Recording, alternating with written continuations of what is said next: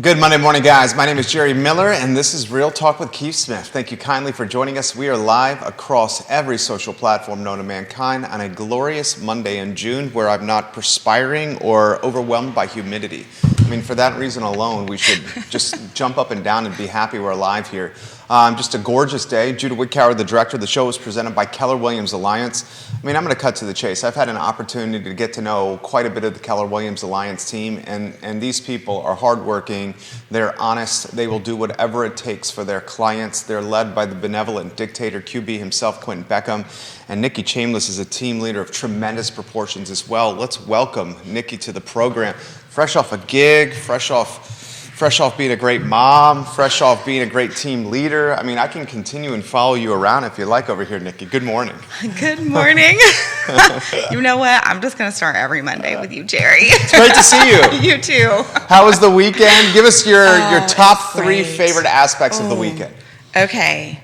Not only a gig, but a special gig. Okay. We did anytime we're not our normal cake fight, we call ourselves Cupcake Debate. Okay. If we're doing something different. It's like less people, is it? Usually it's less people. Okay. And this time we actually had our whole group, but not a full drum set. We had the thing he sits on, and I forget what that thing's called. It's a box. Okay. It was amazing. It did well. But we also each, I did some of my originals with the band. We had 4 of them that we did, and one of the other bandmates, he did 2 originals from a friend, and another bandmate did 2 originals. It's not usually what we do for our normal jam, so it was really exciting, and it was fun, and it was challenging because we also didn't have a set list. We were just winging it, and to be able to just make that happen was pretty exciting. Sign of a that good might band. be my top 3. I'm just saying. That's a great answer right there. It sounds like a band that enjoys playing with each other and has good chemistry. Oh yes, it's amazing. Yeah, my bandmates are great. Vanessa Parkhill giving you props in Earlysville. Nora Gaffney. What's up, Nora? We love when you watch the show, and same with you, Vanessa. Folks, if you got questions, put it in the feed. We'll start open-ended to the friend of the program who literally is on the pulse of real estate through team leader at KWA. Give us the temperature of the market. What's going down?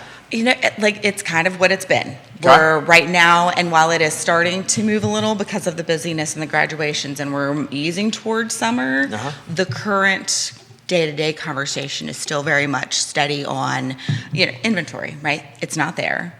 So how do we help find homes for our buyers?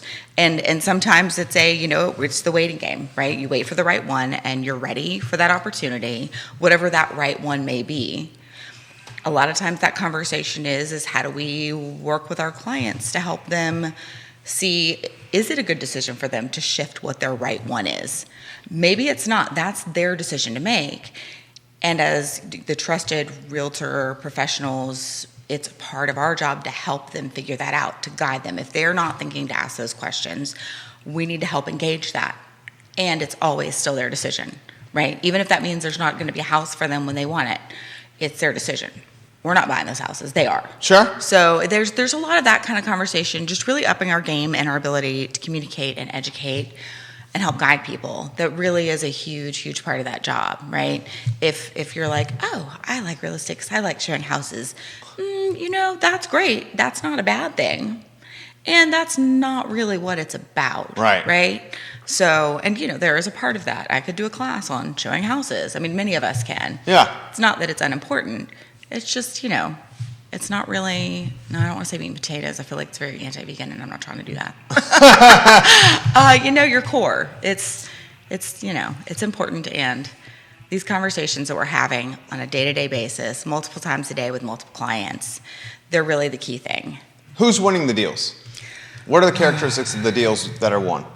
I think a lot of it, the people who tend to be, I don't know if positive is the right word, persistent and determined, but with a good attitude still. Okay. And it's not always the case, right? If I were a realtor on the other side listening to myself, I'd be thinking of exceptions. But for the most part, those people are the ones who are going to think of creative ways to help their buyer succeed. Okay. Right? Or they're going to be able to vet what it is they really want more thoroughly and better, because they're determined and they're on top of things, and their view is, hey, we can find a way to make this happen, right? And it's really easy as a buyer and a realtor to be discouraged in this market. It really is. and being careful to manage that and have some really good, life habits or priorities in place to manage your mental health. I mean, period, that's important, but especially if you are in real estate working in this environment. Yeah. Hell, in the environment for the last 3 years. Yeah. It's not easy. And that's something we don't talk about, and props to you for bringing this up. How's the mental health of a lot of the agents you're seeing?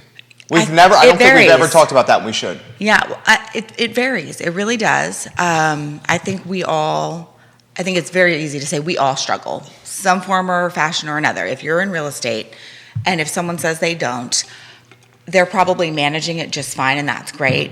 They probably have really great tools in place to help themselves, and everyone's going to struggle a little bit. It just is life, right?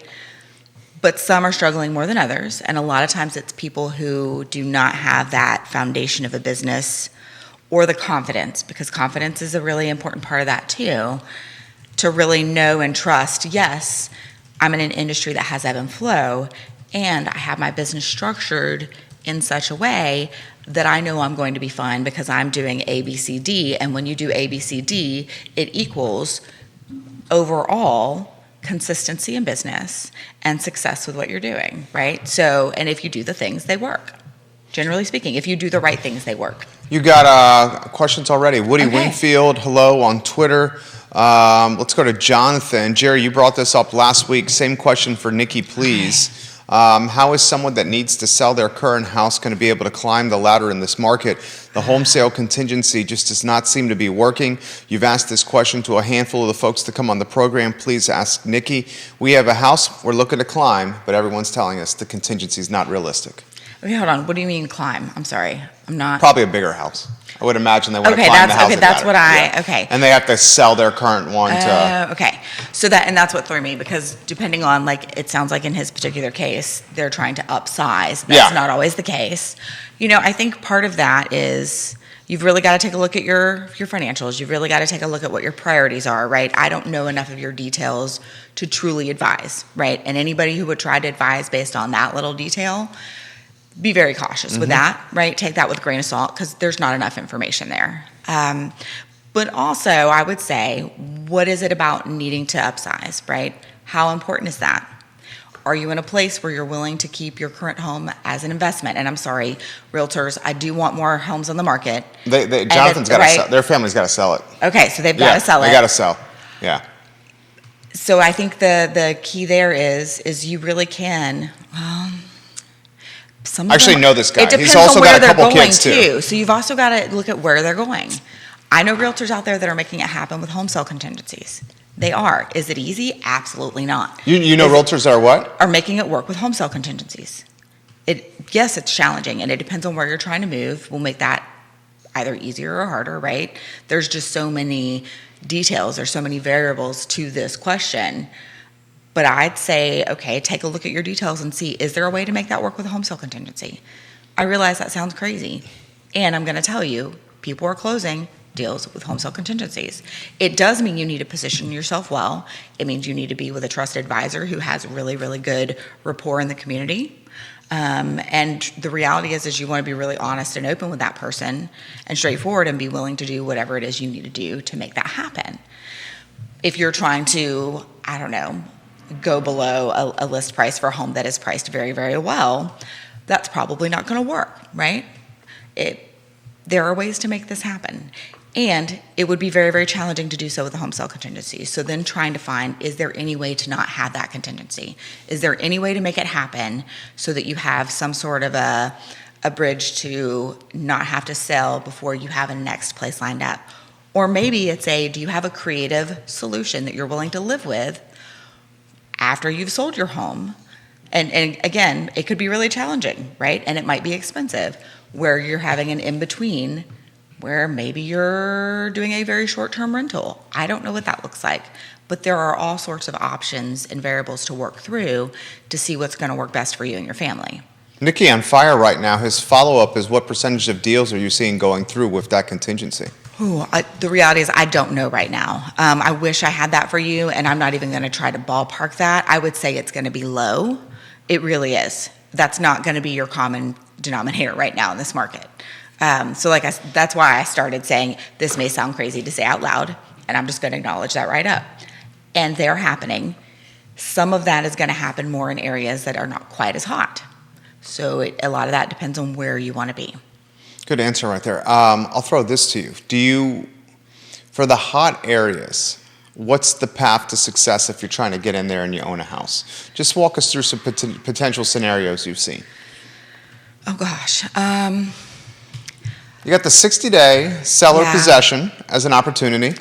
You could potentially delay the closing to get you maybe another 60, although that's a tricky animal. Well, so part of it depends on you're wanting to sell, you're also wanting to buy. So you're both, right? You're trying to wear two hats right now. So with your buyer hat on, working with your realtor, you're going to want to see, okay, well, first of all, you've got to narrow it down. Let's say we're in a hot area. Are there any homes listed in that hot area that are not in our local MLS? Because that happens, and that does often impact whether or not people notice that they're there. Most people are going to see things. Is there a picture where that first picture, when you're scrolling through whatever app you use, I'm just going to assume it's my KW app because, that's what it should be. When you see that first shot, it makes you not want to click on a home. Maybe click on it and see if there's more. Bad photography on a listing agent or a seller's part is also another opportunity because a lot of people are just going to swipe right past and not be interested. So basically digging a little deeper into the things, people are going to miss that, especially they're feeling really busy and they're feeling stressed about it and you've got to move fast. So some of those things, maybe even an REO property, something that's foreclosed. There are foreclosures that are out there that are in a great condition, and that process is a much more challenging purchase process, and that could be another opportunity. And are there a ton of them out there? No, not at all, but they do exist. So there are a lot of these, not your normal lane kind of first choice places to look, or where people might miss a thing. And really, I think that bad photography one is one that I have personally helped buyers with a whole lot, where it's a situation of, oh, you know what, that bad photography was way inaccurate. And it can go the other way too. The good photography can overinflate what a home may or may not be. And it's just been a really good opportunity to find that thing that other people are going to keep swiping. So that's just one thing. And you asked for a few. No, that's great. That was a great idea. Yeah. I hadn't. She's basically saying find properties that may have been forgotten or overlooked and consider them. And they do exist. They do exist. It's easy to think, oh, that doesn't happen in this market. Absolutely, yes, it does. It also depends on, if I'm buying and I'm good with DIY, that's an opportunity for me. Because a house may be on the market that it's not going to be priced well enough for an investor to want to come in and handle the things. And yet, it's financeable. And if I'm willing to put a little bit of elbow grease in to do some updates or painting or whatever the case may be, that's a whole different story as opposed to, I had one client who they would much rather have bought, and they did, a much smaller home than most people would have for their size family because they wanted something that had been recently remodeled and they did not want to have to do a thing. They were like, you know what, it's not our jam. If something breaks, we're not even going to try to fix it because it's not our thing to troubleshoot that. We're not handy. We need a certain home. So there's some give and take there, right? What you might be able to find if you're willing to DIY some stuff could be helpful. Or if you own a construction company, you're in a different place than someone who is less handy or doesn't have those type of resources. Because right now getting someone in to do work is a little challenging sometimes. Yeah, absolutely. So, keep the questions, guys, coming. We love them. We absolutely love them. Crystal Berry giving Nikki props right now on Facebook. Crystal, thank you for watching the program. Candace Cox watching the show. Do appraisers take into consideration when a comparable sold way over list for each cash with no appraisal? If this info is not obtainable to the appraiser, it should be. That's a question from Candace for you. Why would the appraiser not have access to it? That's the question. Yeah, do appraisers take into consideration when a comparable sold way over list for cash with no appraisal? So basically she's saying there's a neighborhood, a house on a street in a neighborhood. It was a coveted house. Sounds like a bidding war. Bidding war, all cash, no appraisal, way above list price. She's asking, how will this impact the appraised values of other homes nearby as a comparable? Okay, well, no, it will. And that appraiser's got certain data that they're taking into consideration. They're looking at those aspects. A good appraiser is, and I know we have Woody on the show quite often, and he talks about how things are weighed differently, and he does take these things into consideration. And that's a really important thing to do. I know that, when I'm dealing with an appraisal situation, if I am the listing agent, oftentimes I'm going to share redacted, but enough information to be helpful for the appraiser, that there were competing offers, that there were all of these aspects. Oh, you do? That's good. Yes, absolutely. And from the buyer standpoint, I have also communicated with appraisers, representing the buyer, pardon me. I've communicated with appraisers, hey, this home is one that you might consider a comp. And let me share with you that what's online is not enough information. This was dated, this isn't shown, it's not necessarily what things seem. Because when they're pulling information, sometimes there's information they don't have. Or maybe a listing had pictures of everything, and after it closed, some of those pictures were removed. So this is all information that, regardless of who you represent, when you're involved in that transaction, giving appropriate, helpful information and making sure you know what those things are is really key. Very good answer right there. Valerie Barber, welcome to the program right now. She's watching on the group, the I Love CVille group. Candace says she has a follow-up. Are the terms of the closed contracts available to the appraisers? Might be an appraiser question right there, right? Yeah, I think so. And if they have, my understanding is Candace in the game? Candace is in the game, right? Yeah, totally. Big KWA, time. right? Yeah. Big time. In the game. Yeah. Producing agent who's been doing this for years. So I think that's just a matter of double checking with appraisers, but from my experience, they often have access to MLS, which means they're going to see that part. And the reality is right now in the moment, I'm feeling a little wishy on saying that that's a blanket thing because I don't know. No problem. Yeah, respect that. Respect that answer. Candace, keep the questions coming. And we have more questions on the feed here. Here's an interesting one as well. This is somebody, Patricia Irby, who I saw yesterday at the board, said, I loved your haircut, Patricia. I really enjoyed the shorter hair. It's perfect for summer. You look fantastic. She says, yes, answering Candace's question on another page. Yeah, nice, yes. And I agree. And it's just, I was like, yes, that sounds solid to me. Yeah. Patricia, thank you very much for watching the program. I'll throw this to you. Are we seeing all cash over lists still at a vengeance in Central Virginia right now? I think it's still heavily out there. Yeah. It is still heavy out there. And while there is an ebb and flow and it is increased at a rate that is not normal, it's not unusual for our area to have cash purchases as a part of our normal standard life. And it is still a higher rate than usual. More coming in. Jerry asked Nikki the question about first-time home buyers. This is my favorite question I asked on the Real Estate Show. Is it most difficult now for a first-time home buyer to buy a house? I'm gonna lay out the scenario. Yes. Oh, lay out the scenario. Very little inventory. Oh yeah. I mean, we're essentially from a volume standpoint in a bear market. And why we're in a bear market is because we've had an over 20% drop in inventory sold year over year. And anytime you have a 20% drop in anything, it's legitimately a bear market. So now, no inventory. Rates, last I checked, 6s and change, depending on your credit score. Truly. Some folks are flirting with 7, if not over 7. Yeah. The values since peak COVID have gone up double digits, in some cases 20 to 40%. So the first-time home buyer today versus the first-time home buyer during the peak of the pandemic, which time was more challenging to purchase? Between the two.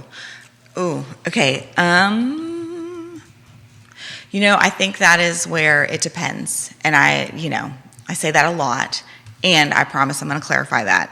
So I think in the peak of COVID, I think it was harder during the peak. You think so? Wow. Only because right now, some of the options that, like the conversation I just shared about the bad photography, about REOs, about it being listed out of MLS, I think in the peak of COVID, well, first of all, REO didn't exist, right?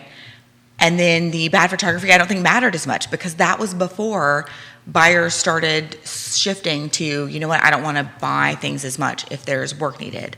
Or there was, I think, a higher level of, I hate to put it this way, but desperation that was really challenging to manage. And even from the realtor side, sometimes it was challenging because we were concerned about some of the decisions buyers were making.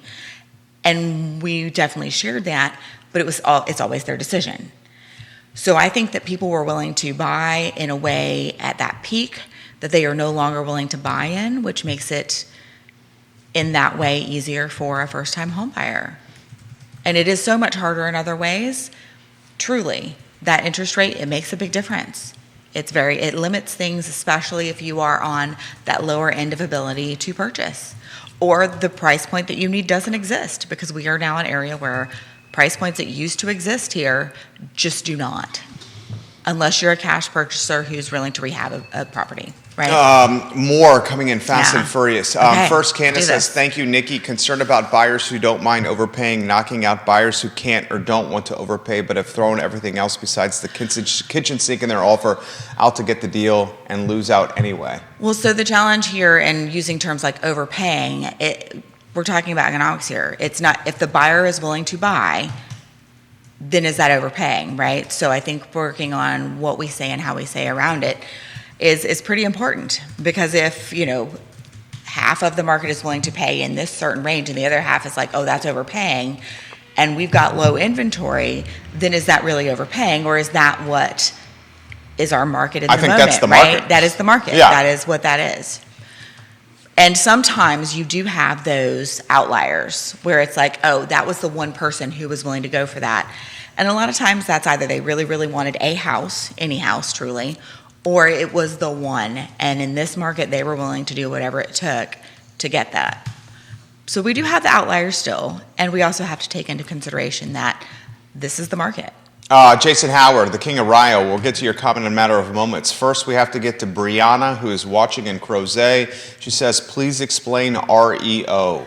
Real estate owned property. Yeah. So that's going to be your foreclosures, basically. That's what we're talking about. You're talking the lender or the bank owning the property is what REO is. Yeah, bank owned.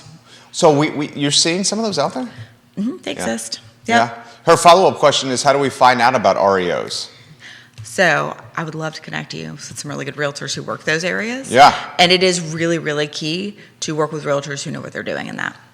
That is important. Not all the agents like to dabble in that field. And the REOs generally are a little bit hairier because the timeline of closing takes longer. Well, the process is different. Yeah. The entire process is completely different. Some of the protections that you have in a normal resale or a new home build are also different.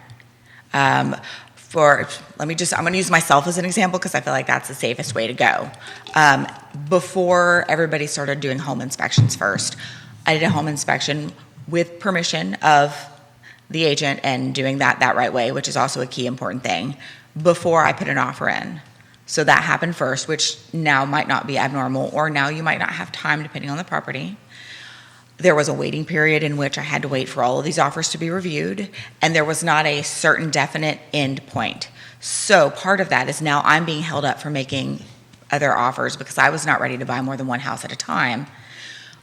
I'm now held up until the bank makes a decision. So that's another key part of that, right? There's the paperwork requirements are different. Whether or not the water or electric is turned on the home and whose responsibility that is to turn on is different. There's just a lot of other factors. And this could be for a house that seems to be in wonderful, lovely condition and everything. And still whether or not those things are on and expected to be your responsibility as a purchaser to turn on for inspection purposes, there's just a lot of details to that. And I do not know it as intimately as other agents that I would recommend, truly. And there are definitely plenty of people out there. Absolutely. Yeah. Is it Brian Frankie? Oh, hi, yes. He's giving you some props right now. Nice. Nikki's on fire. Hammer the like button and give Nikki some props on the show. She's on fire right now. Jason Howard on Rio Road. We have dubbed him the king of Rio for Nikki. You talked about State Farm pulling out of California last week. Over the weekend, Allstate did the same. At the same time, Phoenix, Arizona is not allowing new construction due to a lack of water. Are long-term climate risks a part of the conversation when people are searching for a home today? So in our area, I'm not finding that to be a normal part of long-term conversation. There are people who that's going to pop up here and there. but is it part of our day-to-day in Central Virginia? Not yet. And that's not to say it should or shouldn't be, but what it is right now is that is not one of the go-to conversations. It's generally not going to be something that clients are going to bring up or that even realtors are going to bring up unless you're on some sort of specific special area where that may impact differently. Environmentally speaking, usually that's going to be if you're near water, that people get more concerned about impact with weather extremes increasing type situation, right? So that's kind of the only thing that comes up regularly, but in our area, not as much. I do think that if we were possibly Tidewater area, more Virginia Beach, that would probably be a higher level topic of conversation, right? With you've got the erosion and the storms that come through, and while we get some of that, it's not the same way. Yeah. I like it. This is a very good question, and this one's hard to answer. This is more of a back of the napkin. Okay. David Letty says, how many on average deals are people losing on from your experience before they get the house they want? Tough to say. Because it really depends, and it depends on so many things. Not every scenario is the same. None of them are the same. Yeah. That's the reality is no two scenarios, even if they seem very similar, none of them are the same. And a lot of times it depends on, there are two sides, the buyer side, the realtor side, right? It depends on what the buyer's willing to do. Because if you have a buyer who has not yet adjusted their expectations and they're still making some offers along the way while learning what to expect, their offer's probably not going to get accepted. And you can't say with 100% certainty, but I can say with some of those at 99.9%, maybe 99.9999, right? That, okay, yeah, that's probably not going to get accepted. And we can advise clients all day, every day, and say it in whatever way is the best way possible for them.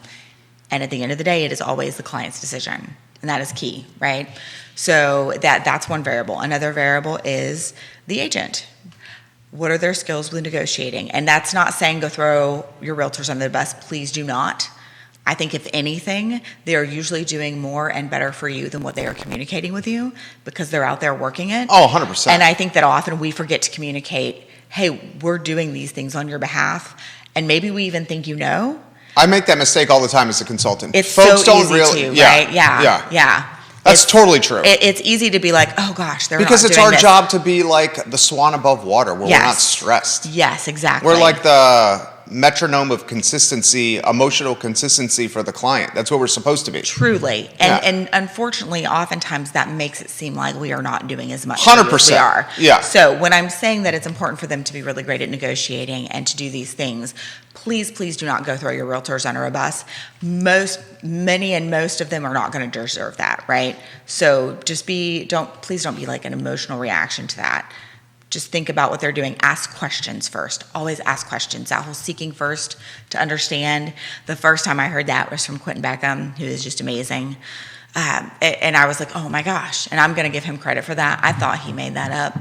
It's totally a KW thing. I love it. But everyone from here on should just be like, oh, that's totally Quentin's thing. Because it is. And he reminds people of that quite often because it's needed. We love you, Quentin Beckham. Yeah. So when your realtor is negotiating really well, when they have good rapport in the community, because that does matter.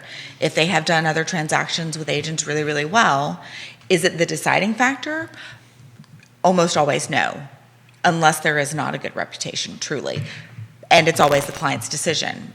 But that realtor is going to advise their clients based on things like that, right? They're going to look at the numbers. They're going to look at the terms. They're going to look at the close dates. They're going to look at who that realtor is. That is a factor.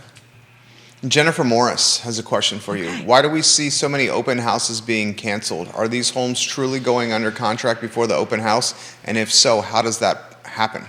So And Candace just threw up. Candace just gave you the fire and 100% emoji right there. Thank you. Yeah.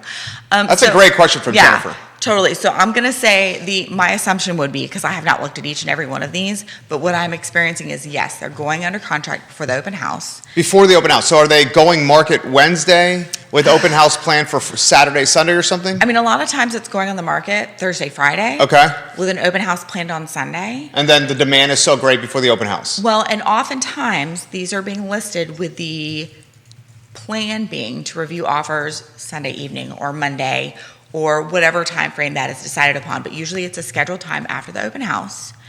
All offers to be, reviewed. But also when we get offers in, those get presented to the clients usually. There are exceptions to that if the client has said not to. But one of our duties as a realtor is to present offers, all offers, to clients, right? So if an offer comes in early, even with that standard being set, and that offer expires the next day, and let's say it listed Thursday, it could have been listed Thursday at 8 p.m. and an offer came in at 8:05. That's highly unlikely. Let's just say 9. And that offer got reviewed that next morning, and that offer expired the next day. Generally speaking, that's not, in many cases, without more information, I would not advise moving forward with something like that. And again, it's always the client's decision. So if they decide to take that offer and move forward, then everything forward is usually canceled. The showings, the open house, and sometimes it's not quite happening. Most times it's not happening that fast and that extreme. I gave an extreme example because I'm not trying to seem like I'm speaking about a specific situation. And also, there are some creative ways to work around that, right? So maybe instead of having an open house on Sunday, maybe the open house is on Friday. Maybe it's on Saturday. I've done open houses on off days, including Saturday, Sunday, and random weekdays when the market had the need for that. That open house also gives more people that opportunity to get through at the same time to be able to see it. So if you're only having time slots for showings, you're going to be limited to, depending on, like if you've got 30-minute time slots and people have, the full day to view and everything is booked, you only have so much time for people to see. And with an open house, people are all able to be there and overlap, right? So you've got more opportunity for eyeballs to be on. Yeah, and walk. I'm gonna play for the sake of a talk show. This conversation. Yes, I understand why people may not want to have an open house. You have strangers walking through your home. You may not be able to stay at your house while the open house is happening. Probably you should not be there. Let's cut to the chase. You should not be there. I get the stress that comes with an open house. But does not the open house and maximizing that opportunity offer you the chance to maximize full value? Like, I know your job is to assess what your client wants. And maybe not every client wants full max value for their house because they have extenuating circumstances. Maybe they need to stay in the house, seller possession 60 days after closing. Maybe they just don't want a lot of folks, trampsing and traipsing through their home. Everyone's different. But everyone is different. Full max value, the folks coming through the open house to see, isn't that how you get full retail value? It definitely helps. It definitely adds value. I think in any market type, there is a value add that an open house adds, and that varies depending on the market. And in our current market, one of the value adds there is being able to have more people see the home, right? Because we're in that very limited time frame. Right. The other side of that coin is that because we're in a competitive market, that need may not be quite as important because you're still going to have multiple offers that are, many of them really solid. Okay. So that's the other side of that coin. And then all the other variables, right? While price is almost always an important factor for a seller, the process is stressful. It's stressful for everyone. It's obviously stressful for buyers, realtors, I would say lenders, any of our partner people. This market is more stressful than many in the past have been, right? But what I think people forget is that for the sellers, it's also incredibly stressful. They're also having to make really large decisions in a snap moment that impact their future too, right? It might seem like, hey, they've got the great deal here. They're also in very challenging circumstances, especially when we talked about earlier, I think it was with Jonathan. It's still very stressful being on that side. You've got the being in your home factor. People realize that people are going to be in their home, and yet it can be you've got day-to-day life that is oftentimes, I don't know, let's just say crazy for many, right? Whether it's kids or work or sports or life or personal pleasure, all of that gets totally derailed for most people when selling a home, right? Your ability to live in the home like you normally would because you need it to be staged all the time gets altered greatly. There's just so much to that. You've got to be on and able to figure out how to set up appointments. So truly the best way to do it is to plan a trip out of town. One of my last, I don't know, maybe it wasn't last. I don't know. It feels really recent and also so far away.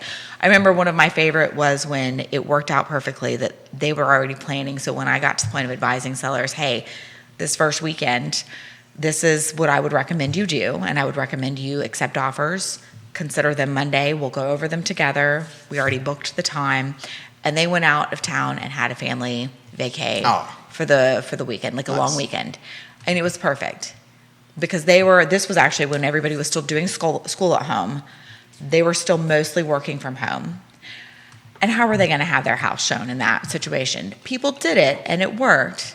But it was so much less stressful for them than just peace out, do what we need to do for the weekend. And if it didn't go under contract, because that was still a time when there was a possibility that it might not, they might not have received, and they totally did. It was amazing. It was great. But they were able to leave town and not have all the stressors. I was able to manage the showings without needing to, outside of normal time, you don't want to be showing the house at 10 p.m. at night, right? But there was not a schedule to work around or check-ins to do. We just booked it. So Patricia's got some little insight on REO. Yeah. Nikki's on absolute fire right now. Bank-owned or HUD floor closures buying process is way more complicated, and the timing of how and when offers are reviewed are usually spelled out by the bank or HUD. It's important to have a realtor that is willing to do due diligence to know the process. Agreed. Also, home inspections can be difficult if the property has been winterized and if the utilities are turned off. With that said, it's doable if you're prepared and have a realtor that is prepared. And she also says bank-owned or foreclosures are often in the MLS, and she has done a few. Some of those are often not in the MLS, and that's changed in the more recent past. Sometimes they are. But if they have any limitations on showing, because of our clear cooperation, which we've talked about on the show before, if a home is listed on the MLS, it has to be available for showing. So some of the bank-owned properties, some of the foreclosures are not always available for showing right away or for normal use. Sometimes not at all. It varies, right? So those are not necessarily going to be in our MLS. Friend of the program, Jeff Gaffney, had one on Carroll Creek. It was bank owned, and it went under contract. And he clearly stipulated in the language on the MLS that this was bank owned, and all offers had to be approved by a banker. Yes. Is that the language you're seeing, or should that be the language? Okay. I mean, that's the process. That's the normal part of that process. And I think that putting that specifically was probably to help navigate the fact that not everybody understands and knows that. I think that's why I did that too. And that was smart. Yeah, it was smart. Having that clear information up front. Is that what you would advise to do? I'm not sure because it's not a world that I have lived in on that listing side. Okay. I think that really having someone, if that's an area that you want to learn, find someone who is in it and succeeding in it well, and see if there's a way to get coaching and consulting, maybe join that team. There are various ways to do that and do that well. But if that's really a place that you want to go and learn, do it and do it well. Do not do the bare minimum to where it looks like you know what you're doing and you don't. It will make your life harder. The fabulous Ken Wooten watching in Pensacola, Florida. That's Nikki's dad. Ken, we love when you watch the program and give props to your daughter. You should be proud of your daughter because she's absolutely on fire right now with music, real estate, and on this talk show. This from Waynesboro and Kevin Yancey. Okay. Foreclosures must have power and a heat source, or they become an as-is sale. Appreciate that comment right there from Kevin Yancey. This question, what's the time frame on an REO generally? I hate to even throw that to Nikki because every time frame is different. Yep. It's not the same common for every single one. Yep. And that's part of living in that world is that they are all different. I try to buy, me personally, before the house we got now, I try to buy an REO on Sandown Park Lane in Glenmore. And I was negotiating with the lender, and it was a pretty miserable process. I didn't even get the impression that the lender even wanted to actively move the house off their books. Mm-hmm. I'm like, dude, this house has got long DOM. I'm giving you a very fair price here. You have limited traffic. The house is clearly deteriorating because no one's living in here, and you have maintenance issues. It's being neglected. And there was really not even a sense of urgency from this guy to sell. Nope, not at all. And that is not uncommon. And then that's why I switched my attention to something else. That is not uncommon. It is oftentimes not urgent for them at all. Yeah. So, I mean, it's an option. It is an option. I appreciate you highlighting that because in this market, any option is important, right? Well, and sometimes it can be a really great opportunity. The one that I purchased, it had a new roof on it, had a new HVAC system. There were some really great things about it. There were some other things that were not great. Like there was an animal smell. So part of the flooring for half of the house needed to be replaced because it was carpet. And some deeper cleaning happened as part of that process because nobody wants a home that smells like animal. That's horrible. And it wasn't as bad as many I've been in, don't get me wrong. Oh, we've all been those. But it was bad enough to give me pause, because you've got to think about that. What are you willing to deal with? So, new roof, new HVAC, that's some pretty big wins right there. What's today's timeline for putting a house on the market? Coming soon to active to open house. What's the timeline? So, okay. And your dad said he's very proud of you. Oh, yeah, thanks, Dad. He tells me that too, not just when he's public. Oh, I know. He sounds like he's a very good guy. He is. Yeah. He loves watching you on the show. Let me preface that with, before you get there, understand that the sooner you're in touch and working with a realtor, the better, because there are steps that need to happen beforehand to prep for all of these things. Like great professional photography, like really having some good consultation with your realtor about what it is you want, what that looks like, and how that process works, what type of communication is going to happen, what you need from this, because like that, everything being very personalized, some sellers want more updates and more information. And for some sellers, that's too much. It really is a personalized situation. There's going to be our baseline recommendation of this is how we operate. And if you want to veer too far from that, a realtor may need to decide if they want to work with you or not, right? And most of the time, the veering from the standard is a reasonable difference. We expect that. Not everybody's the same, and that's really, really important. So let's say all this back end work has been done. Your house has been cleaned. You're tidied up. You're prepped for listing. That coming soon aspect. We had this conversation, I want to say maybe a couple of months ago.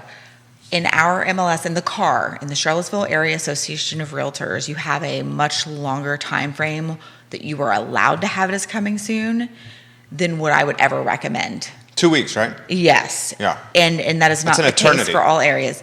Yes, and it ends up being stressful for everyone, stressful on the seller, stressful for the market. That is not. Having some coming soon, you can definitely do, and you don't have to. But if you wanted to have a couple of days to be able to have that out into the world, to promote it that, hey, this is coming soon, because when it's coming soon, you can schedule showings for once it is live and active. You can't schedule to see it before then, but it gives you a little bit of an opportunity to get that scheduling out there, have people know the home is about to hit, that type of thing, right? So let's just say maybe a couple of days. Then it goes live, and then you really in our market for many homes, and not all, truly, but if you're in an area that's hot, having that weekend and having that Monday be the offer review, that's not uncommon. That's incredibly common right now, right? So, and as one of the people asking the questions, sometimes it never makes it to that Monday.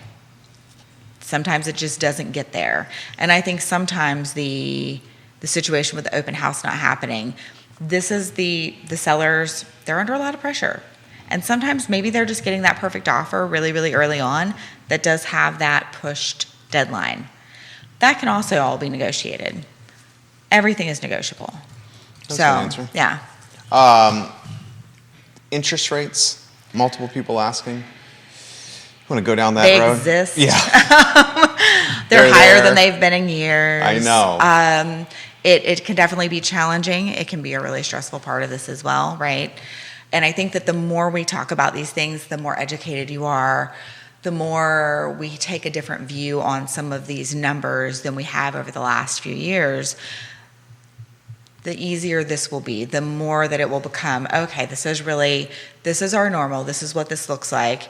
And my hope too would be that at least for this population of people who are in adulthood already and experiencing this, I think we'll be better prepared if ever there's a future where it increased, right? Because we've experienced that. Until now, only so much of our population has ever lived in this high of a rate. Now we're all better prepared for anything in the future that happens because we've lived through it, right? Challenging times create more resilient society, people, all the things, right? So we're definitely experiencing that, and we had a lack of that for a long time. I think one of the big things that I like to recommend, and I know this is not an easy thing, so please do not misunderstand that. If you can get yourself in a situation where you can get a mortgage that your payment is less than what you actually are willing to pay, so that you can pay more, so that you're paying off your home faster, that is the best way to counter that interest rate, because essentially you're lowering your interest rate. You're lowering the amount that you will pay in interest over the time of that 30-year mortgage. That is really one of the best things that you can do to factor in. What about the rates?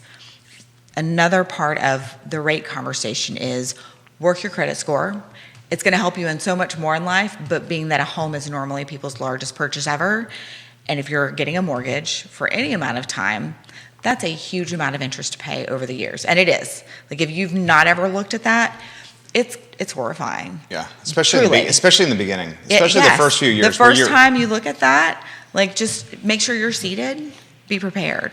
It's a lot of money. So if you can do anything to minimize that, right, especially with our higher than what we're used to interest rates, that's your best bet.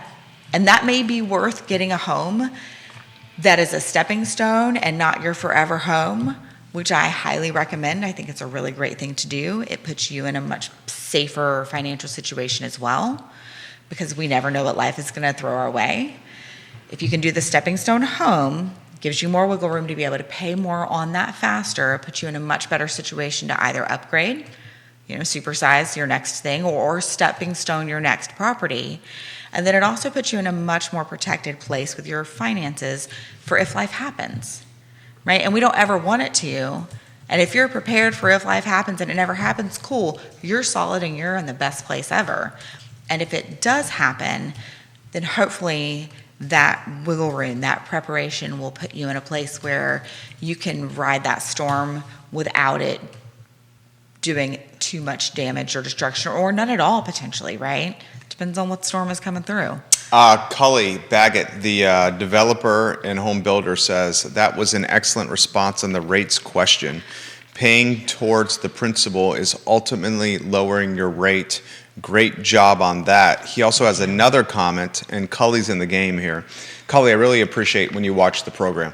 Cully Baggett says, the problem, I believe, and this is on REOs, real estate owned properties. Okay. This is when the lender, the bank, owns the house. Oftentimes, and she purchased an REO. Oftentimes with the REO, the properties, because they don't have people living in them, they start to deteriorate fairly quickly, so you have to keep an eye on that. He says this, Cully does, the problem, I believe, is that it looks a lot like physical work to get things whipped back into shape on top of securing these loans for a buyer, which can be difficult. The banks know this, and they know generally that it's going to be a harder sale, and so therefore their attention is shifted elsewhere. They're not as focused on it. That's helpful perspective, and also a really, really good point of the sitting with no one in it being a challenge for a deterioration. And actually, I experienced, it was not an extreme version of this, but this is not an uncommon. Usually that water is turned off, and oftentimes when that water is turned on, things have sat, and sometimes you're going to have leaks appear that did not exist before. So that is one of the things that I ran into in the primary bedroom has a full bath attached for the house that I purchased. And when that water was turned back on, and it was not a big leak, and it possibly, there were no signs of it having existed prior, but what it looked like happened was that when that water was turned back on, that pressure coming in and whatever, possibly some rot with this plumbing. Sure. There was a small leak, and thankfully it was only small, and it was caught early on, and it was fixed, right? Easy peasy. They're not always that small, and it depends. So you really do want to go in eyes wide open with that situation. So that is true. I do feel like maybe, because I'm very happy with my experience, and there can definitely be challenges and downsides to that. I like it. She's on fire right now. Comments, put them in the feed. We'll relay them live on air. Do you expect today's market, to run into next year? I mean, we're now halfway through 2023? Truly, we are. I mean, yes, as far as the market goes, Yeah. because anything that's going to happen, there might be a couple of things that still pop up that Yeah. are super fast closes, right? But most of what's going to happen this month is already in motion and was put into motion last month. Right. So we're halfway through. Yeah. I really think right now I have no reason to think it's not going to stay in this odd, low inventory, yet we've got some seasonality back, right? Because in the peak of COVID life, there was no seasonality. It just was nonstop. We do have some of that seasonality that is back. Sure. I think that's going to continue. Okay. So summertime, hopefully we'll have a little bit of a lull. Okay. And I say hopefully because honestly, I think everybody needs that. A I pause. think the seasonality has some benefit to it as well. Wintertime, it's probably going to slow a little bit. It did last winter. It's going to now. We're still going to enter next year with spring starting way before spring hits. We've been living there for a while now, though. I know that it has gotten more extreme over the last few years, but the reality is even when I started in 2016, 2017, essentially, it had already started moving from spring actually being spring into spring being a little earlier. And I think that was probably when it first started, and it's only been increasing well before COVID life, where that kept getting earlier and earlier. So I think we're going to continue seeing that. And I don't know when that's going to change. I think a lot of it has to do with not that rates are the only impact, but when rates shift, it gives people pause. There are conversations, right? We've got a lot going on. The banks are still an ongoing conversation. Our larger economy, something could happen in the world that's unexpected because, that's kind of how the world works. That could impact things, and we just take those as they come, right? There's nothing that I'm nervous about currently. I think my biggest thing still is that when we're in this kind of rough market, making sure that our professionals that work around real estate really have their A game. Build that. It seems like it's the A players like yourself and like Patricia and like Candace that are the ones that are like making it work and pushing through. I mean, you got to be on your game more than ever right now. Truly, you do. And a lot of that, sometimes, especially when it's more hectic, I guess, sometimes it's harder to keep some of your pieces in motion that you need to. But remembering and having a way to track your priorities, having a system for that so that you keep track of those fundamentals, the basics, the systems that help you be able to grow and scale and manage all of the things, because there are a lot of things that are being managed when you're a realtor working with a full work time career workload. And that's a really key important thing, that even when it gets extra stressful or there are odd challenges that pop up, that those stay steady. Cully, I completely agree. A home is like a vehicle. The worst thing you can do is let it sit or be unoccupied.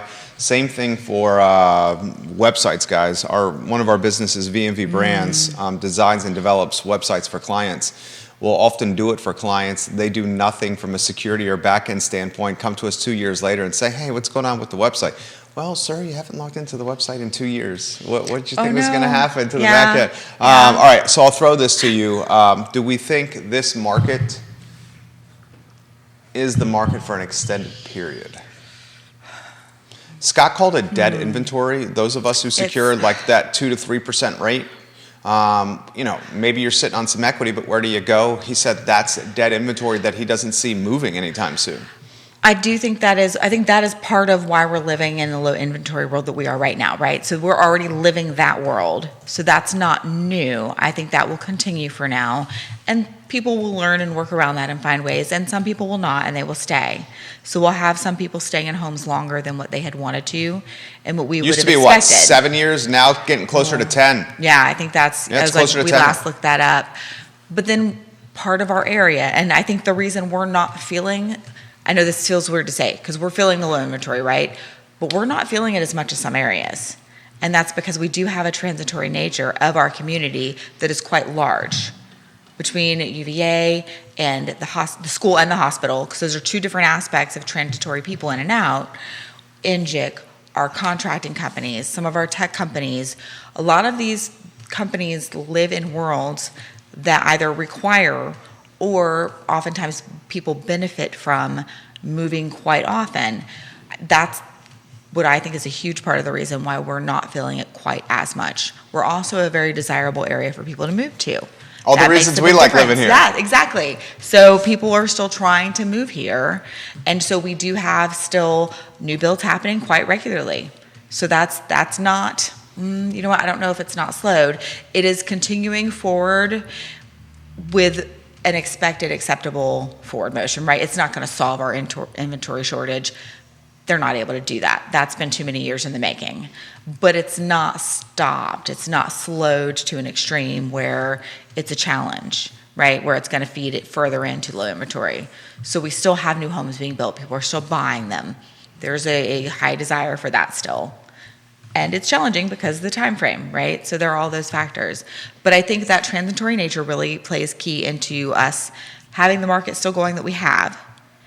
And I think we're going to continue to fill that whole, hey, you know what? I'm not ready to move yet.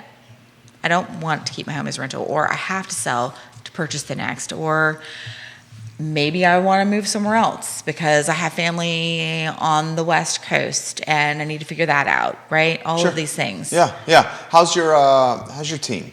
How's the people at KWA here? Well, I think they're fantastic. But besides that, I think they're doing really, really well. It has overall, like I'm seeing that this has been more stressful because we talk about that business side and we talk about the market as part of our regular conversation. We've been preparing for this for at least a year now, if not more, for this market. So they've been preparing, which even being prepared, knowing that it's happening, especially for those who've never lived through it, still adds a stress. Right? It's hard to not feel that some, no matter how much you're working on your habits and your mental health, it's hard to not have that be felt, at least some. Well, especially after that like wild ride that was COVID, where like, what is Yona says, even turkeys could fly into the wind. People were doing deals and making money. Mm-hmm. So confidence was at an all-time high. Some folks literally jumped into the game at that time because they saw people stacking paper and they were like, man, this might be the norm. And we were like, nah, this ain't the norm. No, it is not. And I get it. And that doesn't mean that they can't still survive and move forward. And they're going to have to make sure that they up their A game. And I feel like a lot of people have. The people that I've been around who got in during that time, they've done an amazing job at shifting and learning and growing. For sure. The challenging market, and this is a challenging market, but a challenging market creates a sense of accountability. Yes. And a challenging market creates a sense of, you better be on your A++, because if you're not, someone else is going to be on their A++ and take it from you. Yes.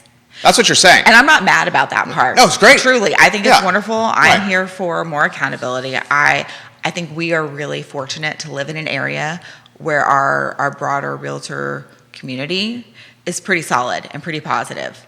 Truly, I don't know that I would have gotten into real estate in another area because I've seen other areas. I've lived in other places of the country. Some they've all been incredibly different, right?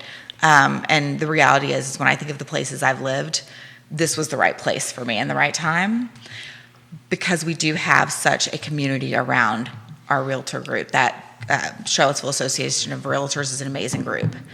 So we're really fortunate in that. And even with that, we can all be held accountable at a higher level and up our game, and that would benefit us all, no matter where we are, right? So it's when the community of realtors is better, that helps everyone. It's easy to do a show with you. Yay, thanks. I love this. I mean, it's kind of my jam. I kind of like this. I could talk about real estate all day. Hour and change in the program. Literally, I looked at the time for the first time. All right, let's throw this to you here. Okay. Anywhere you want to go. What's in the notebook? What's been on the brain? Stuff you've been thinking about? I love to tap the resource that is your experience. One of the best things that Nikki has going for her, besides hard work, vision, risk-taking, she is on the front lines with a lot of people in KWA as a team leader. So she's hearing the good, the bad, and ugly from a lot of different businesses, which are, if you're a real estate agent, you own a business, a lot of different teams. So I like asking you that question because you're a source of a lot of folks' information. Okay, so this may seem off topic or incongruent in some ways, but you'll see it's completely related. Okay. The thing that's really been on my mind lately, and this applies to everybody, is the personal finances side of it. Oh. Where are you in your financial situation? Where do you need to be able to live the life that you want to live? And what are the steps you're taking toward getting there, right? What do you need to know? What education do you need? What tools do you need? Because they exist out there, right? What position are you in? Whether it's you are in debt up to your ears and you can't see a way out, or maybe you can see a way out, and hopefully that's the case, or whether you've been living a really solid financial life and you have various investments. Where are you in evaluating where you are today and where you want to go? How often do you check in on those things, right? Because I think oftentimes we think we're good and we just set it and forget it, which in many, many cases is the way to do it, right? Especially when we're talking about investing. But where are you? Do you check in on it? Are you adjusting as your thoughts about it, not necessarily hands-on adjusting as the economies change, right? Because knee-jerk reactions in finances tend to also be bad unless you have money to play with. That's a whole different conversation. But if I'm talking about like from my own personal standpoint, I know that over the last 2 years, I did some set it and forget it that needs reevaluating, not with investments, but just with life things of, hey, what were my goals? Where are they? This is what I had for savings plan before, and I need to shift that because you know what? That might not be enough, or maybe it's too much in one area and some of that could go toward investing. There are all of these things that some of us don't, but oftentimes we do regular health checkups, right? We wouldn't advise someone else to not check their finances if they were asking us advice, but do we actually take time to sit down and do our health checkup for our finances? And part of that is with your home. Are you treating that as an investment? What's your checkup for that? Has your realtor reached out and offered, hey, you know what, I just want to have a conversation about, your investment that you owned that I helped you purchase or helped, whatever the case is with that, you get into as a rental even. Where are you? Are you ready to buy now? There are all of these things that we get caught up in life, and I think we forget how important that is. Jennifer Morris, great show. She did a great job today. Awesome. You Thank you, did do Jennifer. a great job. Yeah. Closing thoughts? Do you use any kind of finance app? So not right now. Okay. Because they got a lot of them out there. There are a lot of them out there, and the reality. So my go-to currently for finance life is QuickBooks Online. Okay. That's what For I personal? used. I used it for both previously. Okay. She was a bookkeeper, right? Yes. Yeah. So I used to be a QuickBooks Pro advisor, and in my time there, I used both QuickBooks and Xero, Xero. QuickBooks tends to be a little more intuitive toward the consumer, but also be careful because that's kind of a trap because you think it's intuitive and there's still accounting to it. So have someone who knows what they're doing get you set up at least, if not definitely regular check-ins, but if not monthly, managing some of it. Okay. It's not as intuitive in some ways because accounting is not intuitive for most people that aren't accountants. Yeah. And then Xero was more accountant savvy leaning, was my take at the time. And it's been years since I've been in both of them comparing. Okay. But that still is on the top of my brain go-to. Okay. Because it was such a solid, and they seemed to stay really great at staying on top of where things were moving and giving the most access to resources and growth. Huh. I thought they were really forward-thinking. Good advice. So that's my mental go-to. Okay. And I am not using it to its fullest ability at the moment, which is part of why all these things are top of mind, because they also apply to me. Like when I'm thinking about these things and I realize, oh, you know what, I need to up my game. I've just kind of let that go, and I need to be more hands-on, at least quarterly with some of my personal stuff, right? And it's really easy just to be like, oh, no, that's fine. Oh, my gosh, a half a year's already gone. What happened? I know. I was going to do this in January, and that's still on my to-do list, right? So, but then I have conversations, whether it's with realtors or with friends, and I'm finding a lot of us have that need. Yeah. So, yeah. Nikki, you crushed it. Thank you. I love this. I love being on your show. Thank you. Yeah. I love it. Our We're pleasure. missing Keith Smith, and I just appreciate him for the opportunity to be here. You crushed it. Yeah. Thanks. Nikki is the team leader at KWA. She's awesome. Reach out to her, and she will help you out or introduce you to someone that will at KWA. Yep. Nikki on point today. Judah Wickauer is always 11:25 on a Monday. The I Love CVille show just right around the corner. And if you are looking for a brand you can count on, Keller Williams Alliance, guys. Yes. I've had an opportunity to get to know just about everybody on that team, and they're like Nikki. They're honest. What you see is what you get, and they will go to the wall for you during this process. KWA. Judah, thank you. My name is Jerry Miller for Nikki Chambless. This is Real Talk with Keith Smith, presented by Keller Williams Alliance. So long, guys. Awesome. Thank you so much. That was cool. Yeah. Well, and when we have amazing engaged people, that makes it so much easier. I mean, I love it. we could have made up stuff to talk about, but we didn't need to.